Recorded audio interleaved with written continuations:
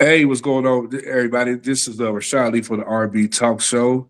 I don't know if you can hear me or not. You know what I'm saying? Hopefully, try to log out. Hope you can log back in. And hopefully it will, come through so, I can hear your sound and stuff like that. Yeah, I don't know why for some reason it won't let you do that for some reason.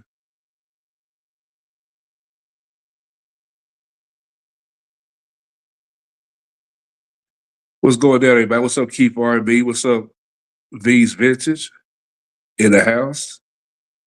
Just having technical difficulties. Yeah, hoping everybody can hear me. You know what I'm saying? You probably need to unmute your mic. It's probably what it is, and hopefully that will come through.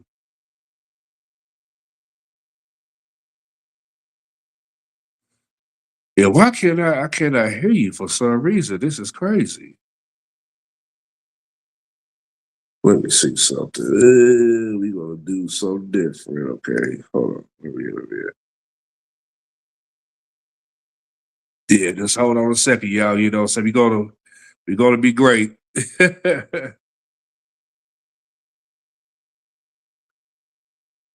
don't know why for some reason. Hey, quick question, y'all. Oh, see, okay, VC, I cannot hear Montez. Ah, man, what's going on, man? Let me see. Yeah. Okay, yeah. So she's gonna hop out and hop back in real quick, and hopefully, we get her back in and stuff. Apologize, y'all. Say this stuff like this always happens. Especially we have a great, successful, try to do a successful interview and everything and stuff like that. So hopefully, get that jumping and stuff. But yeah, that happens a whole lot, man. Saying even on TV it does. I remember one time I think it was named Tamia from the R&B singer. Her Wi-Fi went out in the middle of an interview on Terry Hall. Oh boy, I tell you, man, that was a whole different conversation on that one and stuff, man. Man, for those this is the first time watching the R&B Talk Show, make sure you guys subscribe to the R&B Talk Show. And if you want to donate, that's where you can go at, my cash app is $ Rashad R&B Soul. And I appreciate you. I don't care if it's $5, $10, whatever you can afford. You know what I'm saying? I really appreciate that and everything. And plus, we almost at 10,000 subscribers on YouTube, man. So I really appreciate everybody taking the time, what I'm saying, and subscribing to, the R&B Talk Show. So I really, appreciate that, what I'm saying, more than ever. Okay, so hopefully she'll work. This will work this time. Testing 1, 2. Okay, we good to go now. I can hear you good and clear. All right, now let's run this back. You know what I'm saying? Go make a proper intro right here. So, okay. Montez Miller, let me tell you something. Before I give her flowers, let's get right to it. So she is Montez Miller is often celebrated as a pioneer in the entertainment industry. She has built decades-long career transition from major television production to become a high-profile official photographer. So, ladies and gentlemen, Montez Miller, welcome to the R&B Talk Show, Queen. Thank you. Thank you for having me. No problem. I'm not used to being on this side of the camera, so I was telling her that I really don't do interviews. I don't know why. I just like behind the scenes. I just never thought that my life, my career would be worthy of being told. So now, I'm in the mood to just share it all. That's right. I always say that, every, man or woman, especially in our community, definitely needs to be celebrated, especially when they have a great career. And, a lot of times it's unheard of. You might hear stuff like, hey, so this. And for real, well, how come it's not out there? And hey, it's up to the platform. Yeah. And that's been me. I have a friend who hates the word humble. I often use the word humble I'm humble and meek. I just never share, the success with anybody. I always kept it to myself. And like I told V, I like making stars. I'm not really trying to be the star. Yeah, absolutely. Yeah, because they know like behind the scenes. Because when God gives you the gift to create and and highlight different genres of people and stuff, your work has been done and everything and stuff. And a lot of times people don't know where it's coming from. Like, oh man, how do you do this? Do this? Who is this person? Then when they see the face and they be like, okay, this is who it is and everything. And when I read your bio, and I tell you your history on BET's Video Soul, was like the soundtrack of my life, and every time, like around what was it? They'll play reruns. I think it was like between was it 3 to 6. Then like the showtime was like from 8 to like 11, whatever. And then, Video Soul is my go-to show. That's how I learned how to interview people through Donnie Simpson. Right. Working at BET for me was a dream come true. And I love telling the story because I was extremely obsessed with BET. I was working for a local cable company here in Detroit, Michigan. And I always wanted to work for BET. I was producing my own video show here locally, but it was modeled after Midnight Love, all the BET shows, Rap Yeah. City, Video Soul. I will always watch those shows for content. But my desire was to eventually become a producer at BET. And so I used to watch Black entertainment television day in and day out. And I was telling Donnie Simpson not long ago that I was obsessed. And my brother used to say, do you watch anything outside of BET? And I used to look at the television and I would say, one day I'm going to work with Donnie Simpson. One day I'm going to be the producer of Video Soul. So I was working for a local cable company. And at the time I was working on a documentary. And so hey, Roger. Oh, God. So the documentary was based around the urban youth, drug gangs, and violence. And it was, Dangerous Society was the name of the book by Dr. Carl Taylor. So I was working on a documentary. And so a producer from BET was working on an ad sales presentation that was adjacent to my desk. So he looked over my shoulder and he was impressed with the layout that I had in front of me and suggested that I give my resume or send my resume to BET. And I'm like, yeah, right. Like BET is really going to give me a job, and that was only because I had tried getting, employment with the local news and television stations here. And after being told no so many times, I'm like, BET is not going to give me a job. So I didn't follow up. But when he got back to Washington, D.C., he reached out to me and he said, girl, are you going to send your resume or not? We're looking for a producer. So it was at that time that I sent my resume and demo to BET. And 2 weeks later, I received a phone call from the office of Lydia Cole. Oh, wow. So when I went to BET, I worked as a producer in the creative services department, producing all the music music promos for all the music video shows and specials. Then from there, they promoted me to the producer of Video LP with Madelyn Woods. And Oh, then wow. from there, my dream came true, which was they promoted me to produce Video Soul with Donnie Simpson. Wow, that's incredible, to go from one show to another and stuff. And I remember Video LP, that was a great show and stuff. The only thing I thought was kind of weird when they had Sherry Carr for like the first 3 years, and then they switched her to have another lady, and then with that fell through, then see Sherry Carr aligned with Donnie Simpson. I'm like, like what they doing, But it worked it, you know what I'm saying? Right. Well, at the time, when they were putting making the changes and putting Sherry with Donnie, it was only because they felt like the show needed something more than. And then also at that time, the artists were starting to get young and become younger. You had your Luther Vandross, your Patti LaBelle's, and your legends out there. But then you had Criss Cross, who came in and just upset everybody's format. The artists started to get younger, so what they wanted to do was basically find a host or tailor the show to have a more younger feel, because things started to change in the music industry, with radio and everything. They quit playing the old school music and they started playing the youthful songs.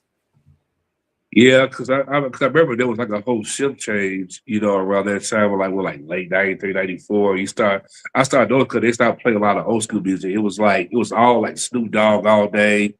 Then like you might see like a half of R&B, like they're like, well, Rap City got that. MTV Raps got that. Like leave it to them, but I get they had to blend it with times in order to keep viewership, going and stuff. And it sponsors too, like somebody got to pay the bills, and everything. So that makes totally sense and stuff, and everything.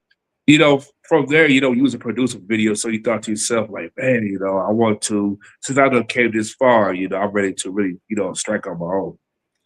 Well, after working at BET, I returned back home to Michigan to take care of my mom. But then I landed a job with Island Black Music, which was a division of Polygram Records. So I was the director of national video promotion, and I worked with Drew Hill, Kelly Price, the Isley Brothers, Luke, Bishop T.D. Jakes, Karen Clark Sheard, and a host of others. So I was charged with the responsibility of getting their videos played on MTV, BET, VH1, and the local and the regional video shows. But then after that, I went into the world of advertising. And so I was the executive producer at Don Coleman / Global Hue Advertising. And I had the opportunity to produce mainly radio commercials. And it was at that time that I felt like I could do this for me.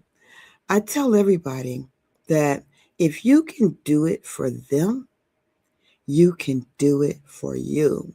I always wanted my own company. And when I first got in television, I was telling somebody earlier, everything was analog. It was heavy. The machines are heavy. The equipments were heavy. But now you're in a digital world and everything is light. I mean, you can make a television show using your cell phone. Don't underestimate the power of the cameras that you carry around, you know. Absolutely. So, but I always wanted to have my own company in the comfort of my home. And again, I had somebody to buy me a camera. They bought the camera.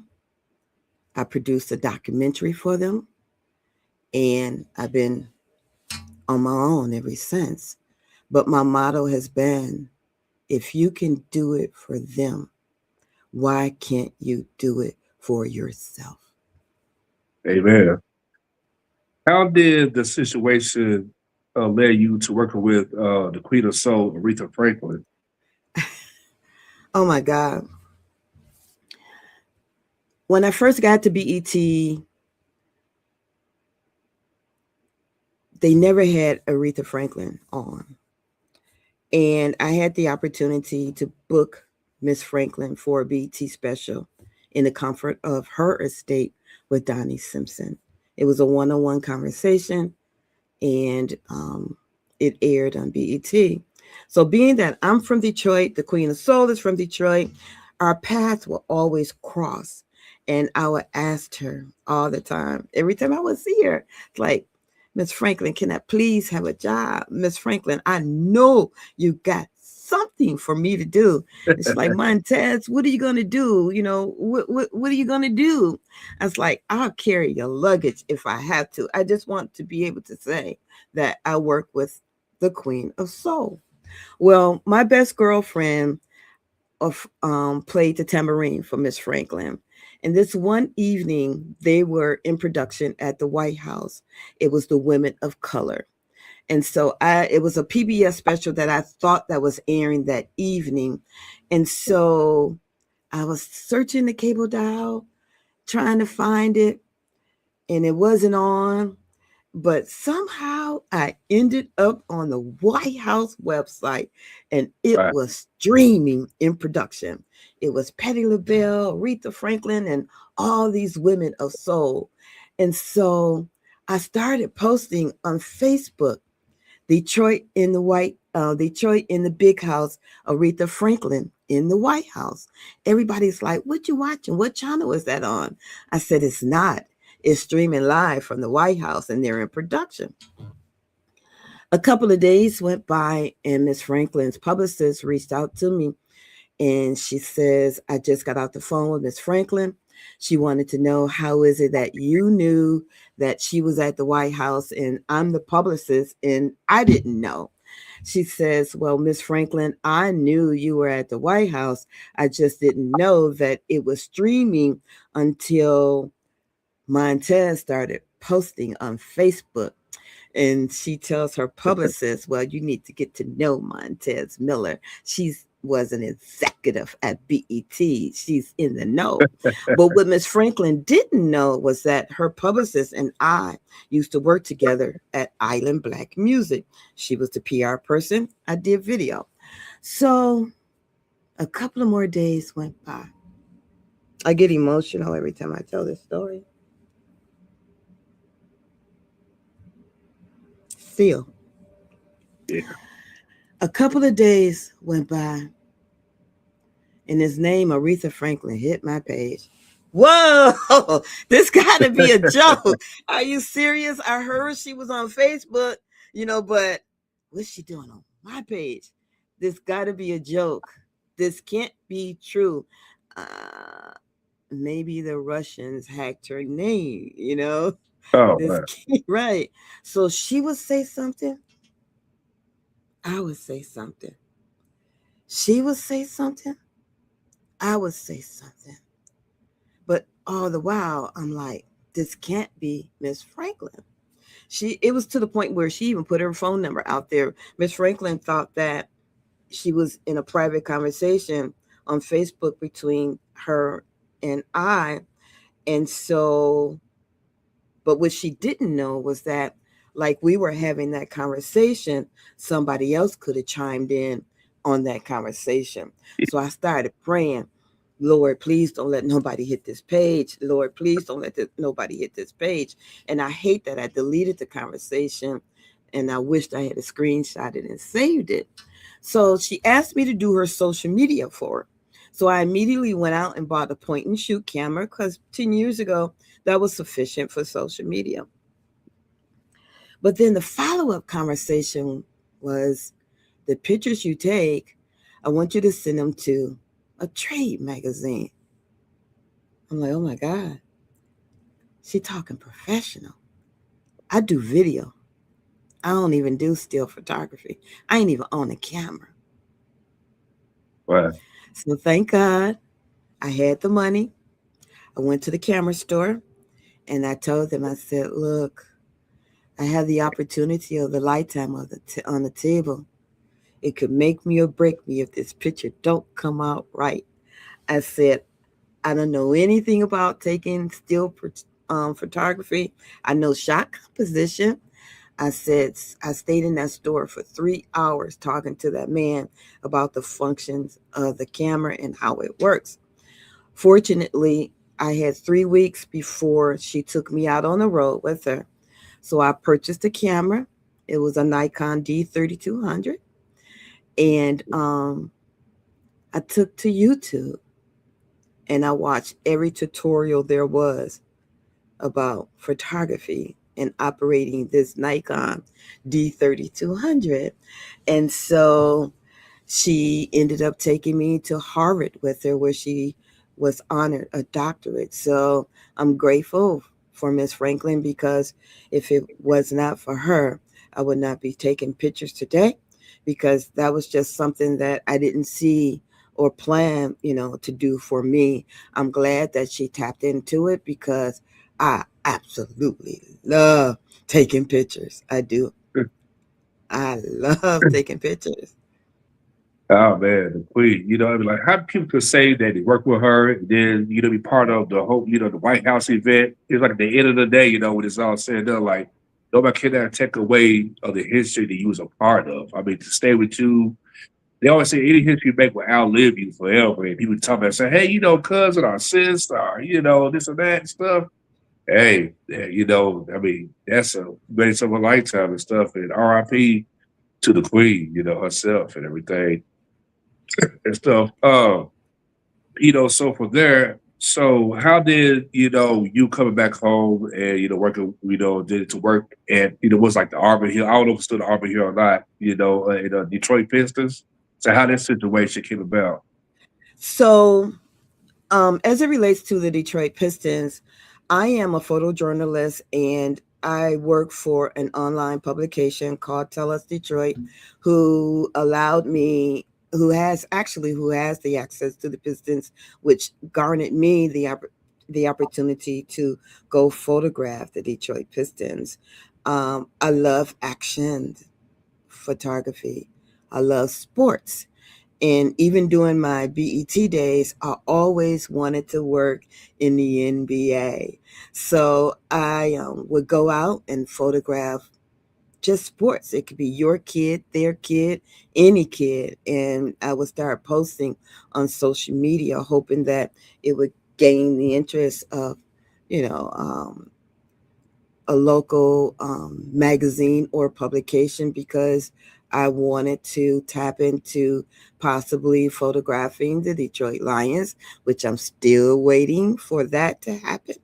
But it opened the door for me to photograph the Detroit Pistons. And I don't necessarily work directly for the Pistons, but I am a photographer who basically covers the Pistons for Tell Us Detroit.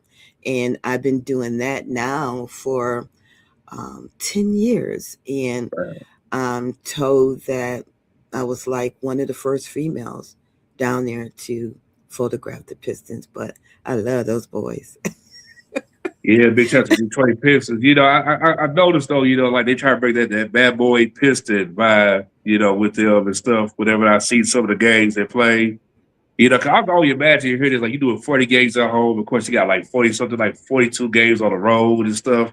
And I can imagine, you go to like different cities or just strictly based right in that city. You have to travel to different places and lose like hours of sleep. Like, oh man, okay, here I come. Yeah. If you really think about it, it's challenging. You play a game, you travel, the next day you're playing again. That's a lot of wear and tear on the body. But I really love where they are today. They are like number one in the East, and they beating everybody on the West. So I can't wait for the Pistons to go to the finals. And again, just like I was grateful, I'm grateful to have worked with of Miss Franklin. I am definitely grateful to be able to photograph the Detroit Pistons. That's a dream come true. Hey, truly blessed and stuff. And big shout out to Detroit. On my mother's side, I have a slew of family members that live in Detroit, Michigan, and besides certain parts of Michigan. I haven't been there in 7 years since we had a family reunion. I'm looking forward to coming back whenever they have another reunion and everything. You haven't been here in how many years? Yeah, it's been like 7 years. 7 years. Well, Detroit is like brand new.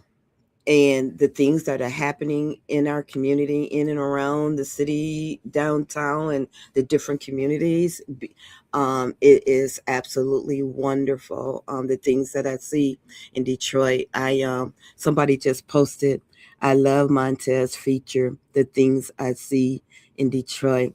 I try to go out and showcase the positive things that I see in Detroit. Um, it is, in my eyes, it's beautiful. Detroit, for a long time, my downtown was dead. There was no activity. Everything was boarded up. But when you go down there now, there it's a lot of things happening, and it's very vibrant, and it makes me feel like I'm in Chicago. You know, I Yeah. never thought that we would have a Gucci store downtown, an Apple store downtown, and our Riverwalk. Oh my God, is to die for. And then I gotta get this plug in to have the first female mayor. Yes, thank Oh man, God is you. good. I tell Yeah, you, that's history to make. And it's good to see women, of color, could make it. Especially that's for us and not by against us. I mean, they it's can break a chain. it can be very challenging for a woman.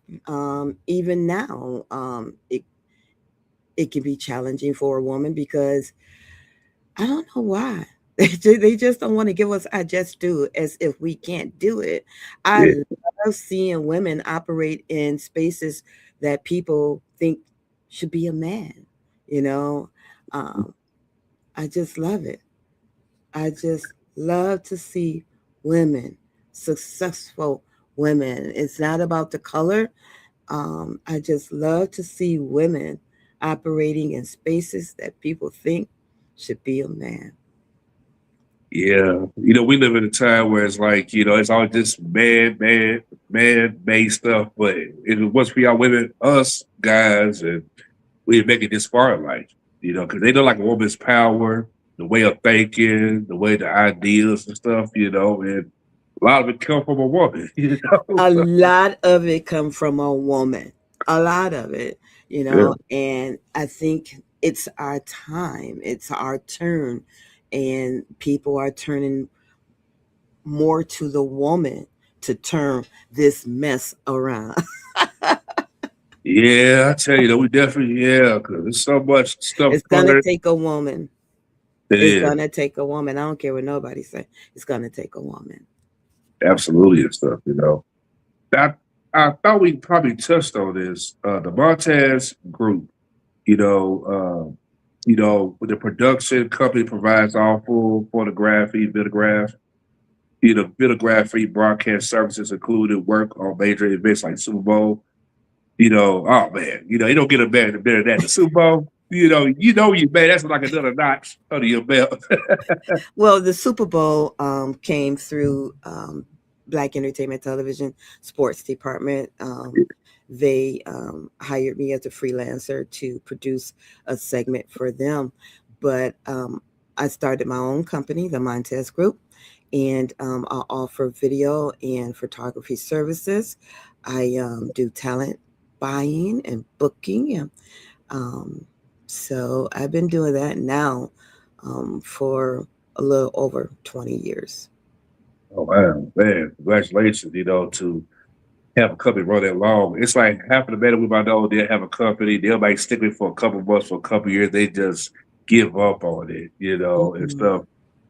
For you, what creates that drive for you to, be like, God installed me to really do a lot of great things, what keeps you motivated besides everybody encouraging you around? What keeps me motivated? Um, wow, that's an excellent question. Um, just do it. You know, there's no one particular thing that really motivates me, but to know that just do it.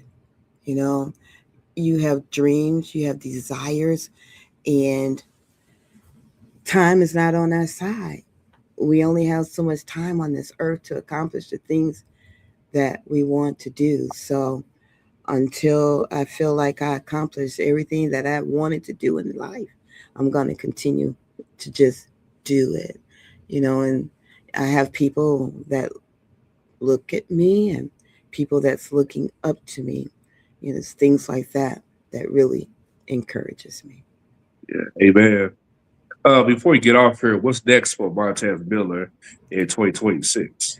Wow, that's an excellent question. Right at the moment, I don't have anything on the table, nothing really major. I'm just waiting on another opportunity to come by. So mainly, I've just been concentrating on doing a lot of photography and videography. Alrighty. So with that being said, thank you for taking the time to come on here on the RB Talk Show, to hear your great resume of career, to be a legendary status, to have great hopes and dreams based out of Detroit, to go to DC to be part of the legacy of BT. Big shout out to Bob Johnson, and Donnie Simpson and everybody there to come back, and people thought the story was over. It just kept going. So God has put you in so many great places. I tell everybody though, if you can see it, if you believe it, if you see yourself in it, that's just a vision waiting for you to birth. Don't let nobody tell you that you can't do it.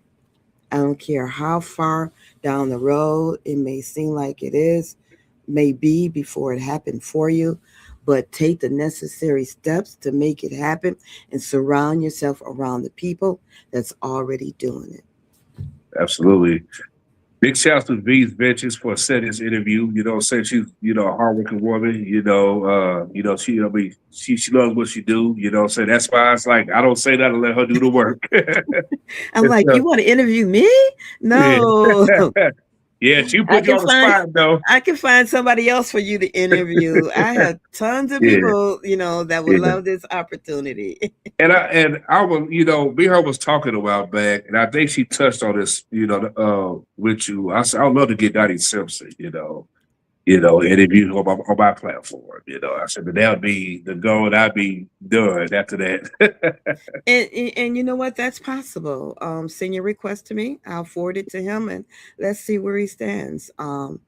Hey, nothing beats a failure but a try.